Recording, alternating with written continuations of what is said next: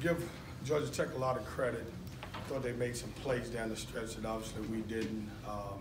I'd coming into this game, I was a little concerned because the last couple of days, I don't think we practiced well.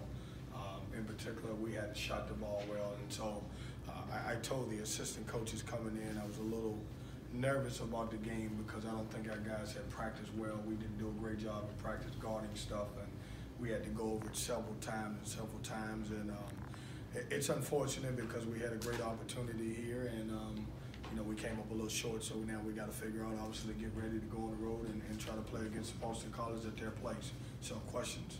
Looked like you were pointing at Alvarado on that last sequence there, even before he got the ball.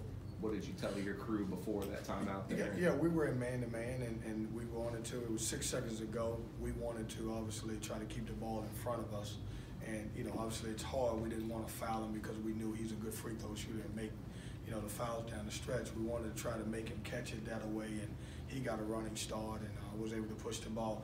It's unfortunate when you give a good guard 6 seconds. That's plenty of time to get down the floor.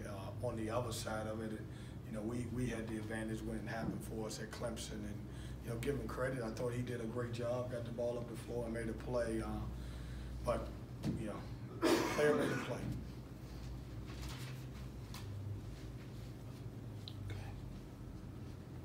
Kevin, I'm writing a story on 9 p.m. games, and I was just wondering if I can get your thoughts on them. Whether they affect your players athletically, as far as going to class the next day, or athletically going to court, or academically going to class the next day. I don't see it an issue. We travel on the road and play 7 and 9 o'clock games and get back at 12, 1 o'clock and still go to class. It's hard to tell. Both teams play 9 o'clock games. So it's no different. Like, a lot of people will make something about where you don't shoot the ball well or you don't get into the PNC enough, where the visiting teams, they come in one day and shoot, and it happens for them. So 9 o'clock games, 12 o'clock games, I think that's more of an excuse when people say it's a late game. Well, I'm not asking in relation to how you all play. I'm just wondering your thoughts on them in general. Is that something you prefer? Do you prefer not to play those late games? Yeah, if I had my choice, I would play a 7 o'clock weekday game. Yes, I would. If I had my choice, I would never play a 12 noon Saturday game. But unfortunately, we don't control that. Other things you don't control, the selection committee. I know you're not on that, but how do you think this affects your tournament case now? I always think it's a one-game situation. Certainly, I think you have to look at it, Joe, when we finish. I think it's hard to tell. I don't know who lost today. I try not to follow it as much. I know everybody talks about bubbles and no bubbles. I think you'll be able to get a clear picture after we play Boston College on the road, and then obviously when we play in the ACC tournament. But I don't know.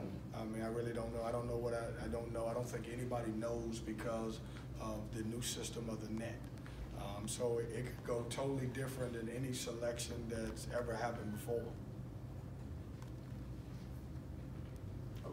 Coach, we've seen spurts of the talent on this team throughout the entire season, very, very strong and very, very poor. Where do you think the lack of consistency lies for this team? Well, we're still even though I know it's at the end of the year, you look at it, most teams have more than 3 guys returning. And so what happens with us, because we got so many new pieces, even though we played so many games, this team is still really searching for a leader. There is no consistency as who is the best defender or who is the best offensive guy. And so sometimes it shows up. Give Markel Johnson credit. I thought at the end of the game he completely took the game over. I thought it really hurt us when DJ Funderburg fouled out of the game. But I like the team. We came up short. It's a night, when you look at tonight, we can't have C.J. Bryce and Braxton Beverly go 1 for 16, especially when the team's playing against his own. Usually they shoot the ball a lot better than that, and when those 2 guys are not making plays, it's going to be a long night for us. So I thought offensively we didn't make enough shots. I thought we got some looks, but I didn't think we were sharp enough. Coach, following up on that, in the shooting perspective this year, how challenging has it been coaching guys where you go into games not knowing if a guy's going to hit 5 or 6 threes or go 1 for 9, and not really knowing which players you can depend on from game to game, or who's going to be hot and who's not going to be? Yeah, but that's just not me. I think every coach in the country goes through that. This time of year, I love my guys. I mean, I think our guys have worked hard. It's unfortunate that we lost the game, and I say we, I don't say them. Braxton Beverly and C.J. Bryce didn't lose the game. As a team, you could point out 10 to 15 different plays that lost the game leading up to it. We were lucky to be in the game. I thought TD hit a great shot that obviously gave us a chance to win the game. But like I said, I don't think we were sharp for whatever reason the last couple of days. We didn't make shots in practice. And typically I'm one of those guys who gauge practice in the games and see what the similarities are. We came over here and we practiced over here also. We just didn't make shots, and it carried over to the game. Coach TJ Funderburg has 11 points in the first half and only gets 1 shot in the entire second half. Obviously, as you mentioned, he fouls out with 4 fouls in the second half. What changed as far as the way they were guarding him, or just his effectiveness overall? Yeah, I don't think he got shots through our offense in the first half. He did a tremendous job offensive rebounding. And so most of his shots came off of offensive rebounds. Matter of fact, every shot that he made was pretty much offensive rebound. He got some shots in the first half where he missed a 3, missed a couple of jump shots, but he was so aggressive getting to the offensive glass and following our misses. That's where his shots came from. You mentioned the shot that TD made that gave you guys a chance to win at the end. Obviously, it's not the deciding factor, but how emblematic is that of the player that TD has become since he's been here and that he's been throughout his career? Yeah, I feel really bad for him because you like to win on senior night, and what a great ending it would have been if he hit that 3 and they didn't score at the end. And so that's where I feel bad. We're talking about a great kid who's worked extremely hard, who's played for, in the last 4 or 5 years, he's played for 5 different coaches. He's accepted his responsibility. He's thrived in my system, and I wish there were more kids like him. You never hear anything about him off the court. He's already graduated. He's working on his master's, and he allows us to play small because his ability to rebound the basketball. Coach, you mentioned Tech's zone defense.